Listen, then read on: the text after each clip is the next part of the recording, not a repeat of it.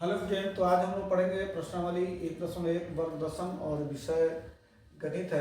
पिछले वीडियो में हम लोग पढ़े थे क्वेश्चन ए के बारे में और उसमें समझे थे यूक्लिड विभाजन एल्गोरिदम, और उससे क्वेश्चन जो एचसीएफ का था उसको हम लोग पढ़े थे। आज हम लोग दूसरा जो क्वेश्चन है उसको पढ़ना है, उसको समझना है। तो क्वेश्चन क्या कर रहा है कि दर्शाइए कि कोई भी धनात्मक विषम पूर्णांक 6q+1 या 6q+3 या 6q+5 के रूप का होता है जहाँ q कोई पूर्णांक है। कहने का मतलब क्वेश्चन को थोड़ा सा समझते हैं कि क्वेश्चन क्या कह रहा है हमसे। क्वेश्चन कह रहा है कि किसी भी संख्या में अगर हम 6 से भाग करेंगे, क्वेश्चन को समझते हैं पहले कि 6 से भाग करते हैं। जैसे एक संख्या है 90 जो धनात्मक भी है और विषम भी है। इसमें क्या किए कि हम 3 से भाग कर दिए, मतलब 6 से भाग किए, तो इसमें हमारा जो शेषफल है वह 1 आ गया। फिर दूसरा क्वेश्चन देख रहे हैं 21, जिसमें आप क्या किए कि इसमें 6 से भाग कर दिए, तो आपका शेषफल कितना आ गया 3 आ गया। हम एक दूसरी संख्या लेते हैं 23 और इसमें 6 से भाग करते हैं, 6 से भाग करते हैं तो क्या देख रहे हैं 6 से भाग करते हैं तो हमारा जो शेषफल है वो 5 आ रहा है। यानी कि दुनिया का कोई भी धनात्मक विषम पूर्णांक लेते हैं और उसमें 6 से हम लोग भाग करते हैं तो हमारा जो शेषफल है 1, 3 और 5 के रूप में आ रहा है। इतना चीज तो समझे। कोई भी संख्या ले सकते हैं हम, जो जैसे 19, 21, 23 लिए हैं, आपको कोई भी मन हो ले सकते हैं। जैसे कि आपको सपोर्ट है कि नहीं हम तो 31 लेके देखिए, जो धनात्मक भी है और विषम भी है। तो इसमें अगर हम लोग 6 से भाग करते हैं तो हमारा क्या शेषफल आ रहा है, जो हमारा शेषफल 1 आ रहा है।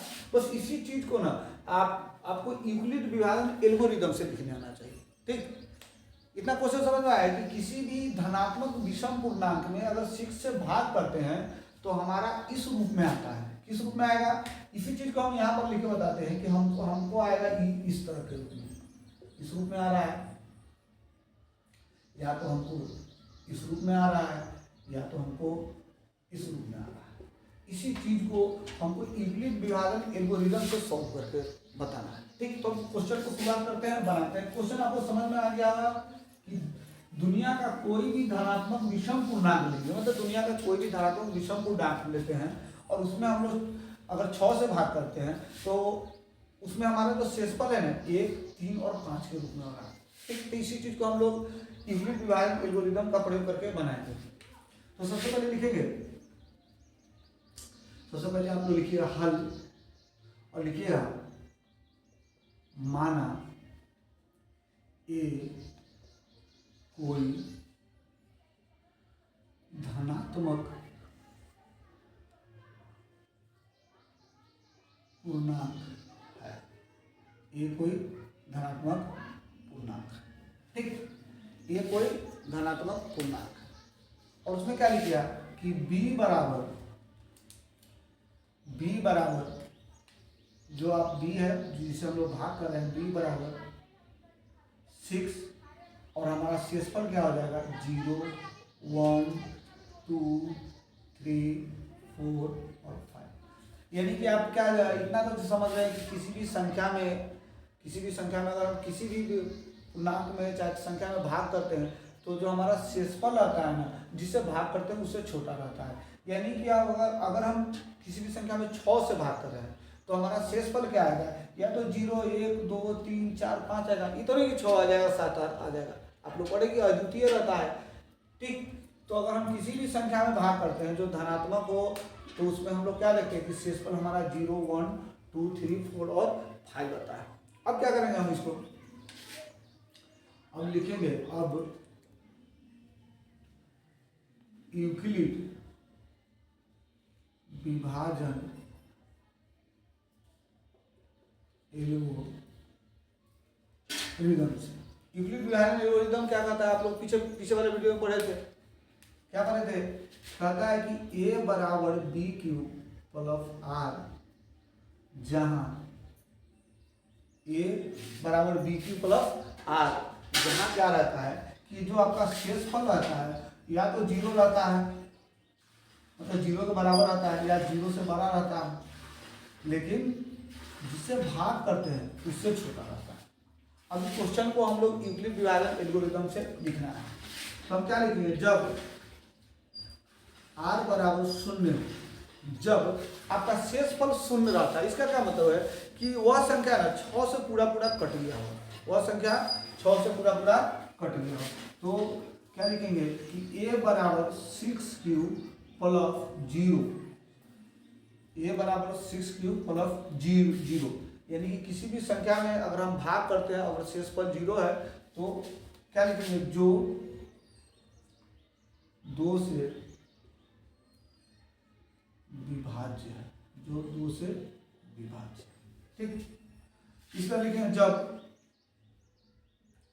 r बराबर 1, जब r बराबर 1 हो तो a बराबर 6 प्लस 1 जो 2 से विभाज्य नहीं, जो 2 से विभाज्य नहीं है। यानी कि कोई भी संख्या 2 से कब विभाज्य होता है कि वो सम रहता है। यहाँ तो विषम है, जब विषम आएगा तो इस रूप में आएगा। देखेंगे कि जब r बराबर 2 हो तो a बराबर 6 प्लस 2 जो 2 से विभाज्य है। इसे लिखेंगे जब r बराबर 3 है तो ये 6 प्लस 3 जो 2 से विभाज्य नहीं। फिर लिखेंगे जब r बराबर 4 हो तो a बराबर 6 प्लस 4 जो 2 से विभाज्य, 2 से विभाज्य। जब r बराबर 5 हो तो a बराबर 6 प्लस 5 जो 2 से विभाज्य नहीं, जो 2 से विभाज्य नहीं।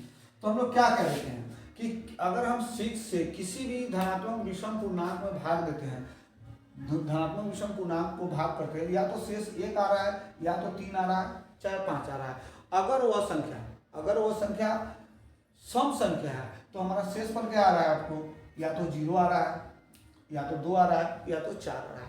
इस चीज को ना आपको यूक्लिड विभाजन एल्गोरिथम के द्वारा लिख के समझाना था। क्वेश्चन तो आप लोगों को समझ में आया कि यानी कि किसी भी संख्या में अगर हम 6 से भाग करते हैं, अगर वह धनात्मक हो और विषम हो तो हमारा शेषफल 1, 3, 5 आएगा। और इसी को हम लोग यूक्लिड विभाजन एल्गोरिथम से लिखते हैं। इतना चीज आपको समझ में आएगा।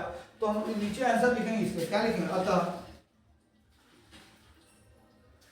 कोई, क्या लिखेंगे, अतः कोई